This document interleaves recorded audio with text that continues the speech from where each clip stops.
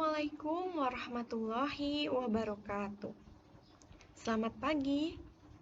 Bagaimana kabar hari ini? Alhamdulillah, pada pagi hari ini kita bisa bertemu kembali untuk kesekian kalinya. Semoga kalian dalam keadaan sehat walafiat dan hati senang ya.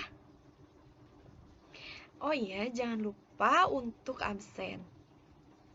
Oke, hari ini kita akan membahas tentang materi persamaan trigonometri. Nah, sekarang ada yang tahu definisi persamaan trigonometri itu apa?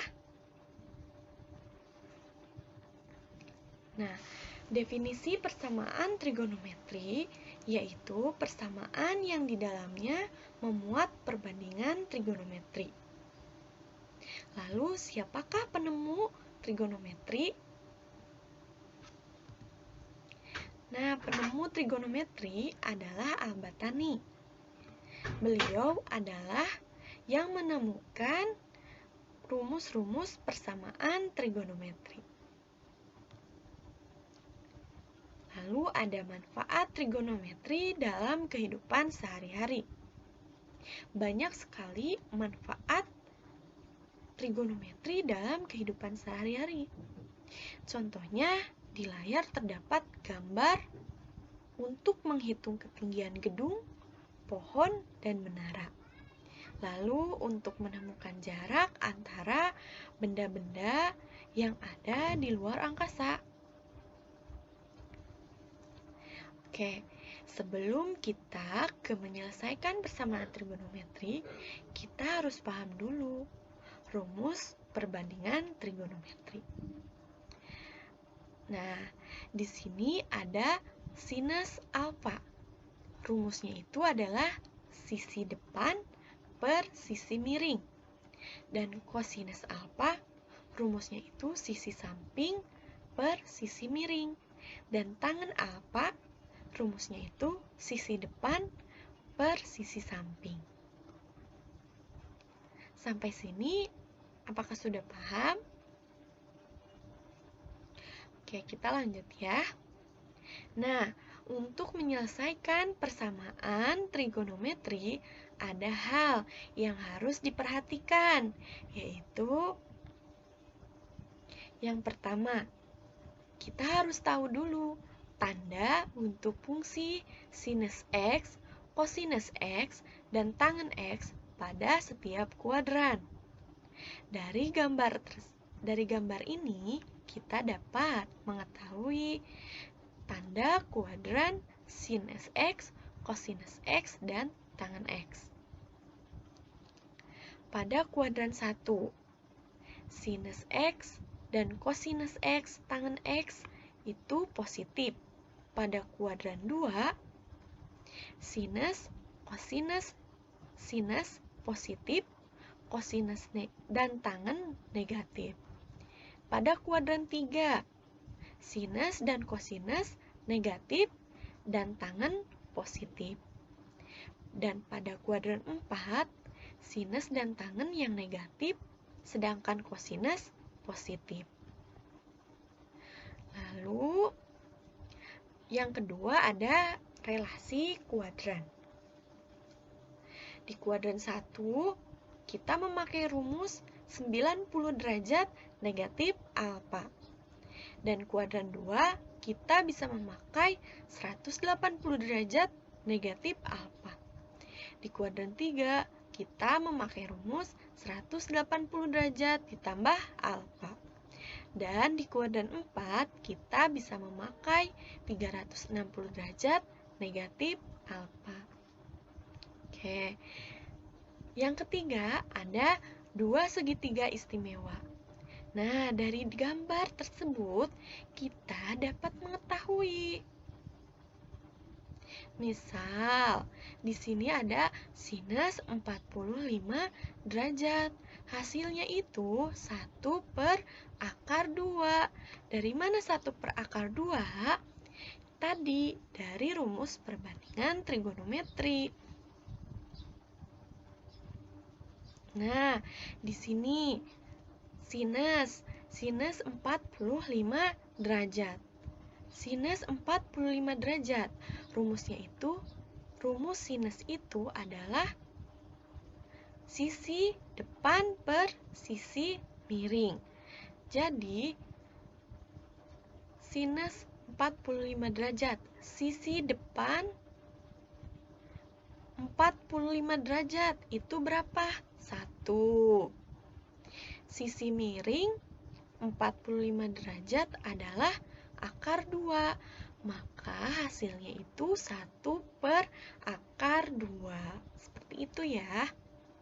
Lalu, kosinus 45 derajat. Hasilnya 1 per akar 2 juga. Dari mana? Kosinus 45 derajat itu rumusnya? Kosinus itu rumusnya sisi samping per sisi miring. Jadi, sisi samping sudut 45 derajat itu berapa? 1. Dan sisi miring sudut 45 derajat adalah akar 2. Maka hasilnya 1 per akar 2. Nah, dari 3 hal tadi dapat kita peroleh rumus persamaan trigonometri, yaitu dalam satuan derajat dan dalam satuan radian. Nah, misal sinus X sama dengan sin theta, maka X sama dengan theta ditambah K dikali 360 derajat, atau X sama dengan 180 derajat dikurangi theta ditambah K dikali 360 derajat. Dan seterusnya. Kalian bisa baca dan pahami agar dapat menyelesaikan persamaan trigonometri. Nah, di sini ada contoh yang pertama. Pertanyaannya, tentukan himpunan penyelesaian persamaan sinus 2x sama dengan 0,6665 untuk x kurang dari sama dengan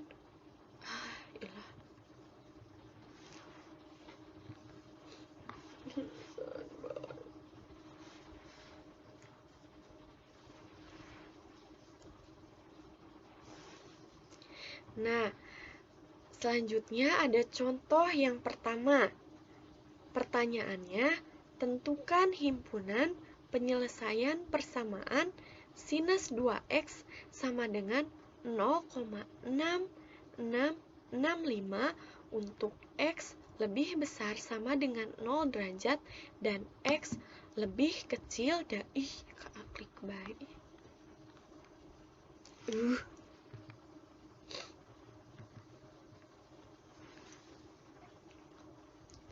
Nah, selanjutnya ada contoh yang pertama. Pertanyaannya itu, tentukan himpunan penyelesaian persamaan sinus 2x sama dengan 0,6665 untuk x lebih besar sama dengan 0 derajat dan x kurang dari sama dengan 360 derajat. Kita jawab sama-sama ya. Nah, di sini yang pertama kita harus tahu dulu sinus 0,6665 itu hasil dari mana? Dari sinus 41,8 derajat. Hasil dari sinus 41,8 derajat itu adalah 0,6665. Lalu kita bagi 2. Kenapa dibagi 2? Karena sinus 2x. Nah, lalu hasilnya x sama dengan 20,9 derajat ditambah k dikali 180 derajat. Atau 2x sama dengan, kita masukkan rumus kuadran. Nah, di sini ada 180 derajat dikurangi 41,8 derajat ditambah K dikali 360 derajat. Hasilnya 138,2 derajat ditambah K dikalikan 360 derajat. Maka X sama dengan 69,1 derajat ditambah K dikalikan 180 derajat.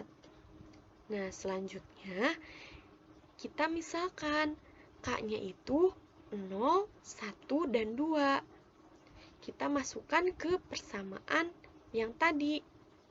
Yang X1 misalkan 20,9 derajat ditambah K dikali 180 derajat. Nah, K-nya kita ganti dengan 0. Maka 0 dikali 180 derajat sama dengan hasilnya 20,9 derajat. Sama dengan K sama dengan 1 juga. Kita K-nya ganti dengan 1. Nah, untuk K sama dengan 2. Di sini ada tidak memenuhi. Kenapa tidak memenuhi? Karena hasilnya 380,9 derajat dan 429,1 derajat itu sudah melebihi dari 360 derajat dan tidak termasuk menjadi himpunan penyelesaian. Seperti itu.